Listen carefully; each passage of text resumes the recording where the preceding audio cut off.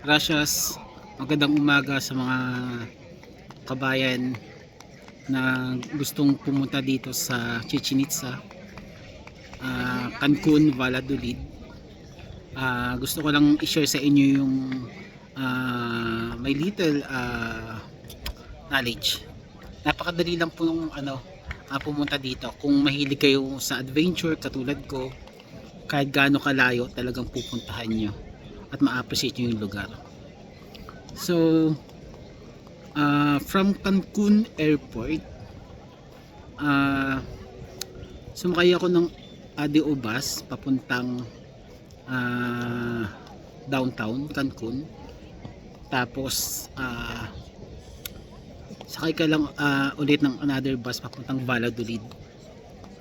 And then pagbaba mo ng Valladolid station, lakad ka lang ng mga 3 minutes, 2 to 3 minutes lang siya. Makikita mo na yung yung parang nila FX na tawagin nila na minivan papunta dito. Nasa lang siya, 40 peso na pera nila.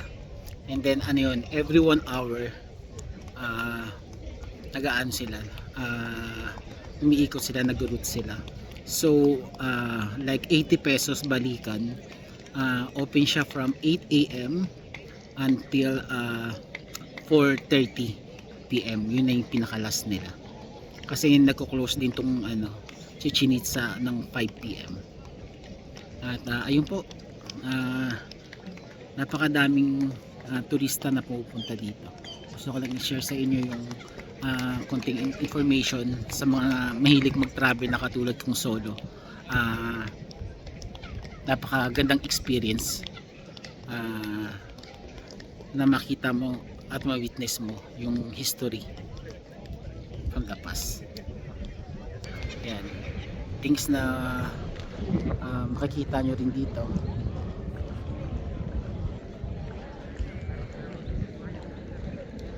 Nandito na sa Chichen Itza.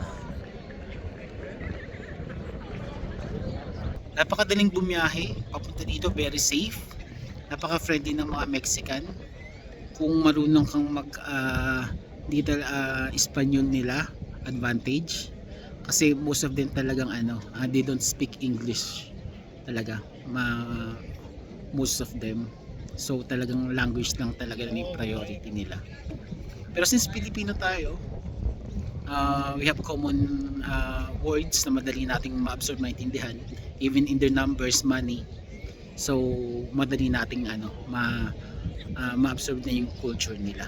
And then pagdating sa food dito, almost like Filipino taste talaga.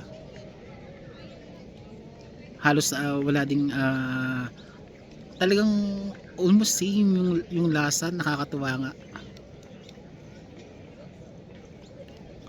At thank you for watching.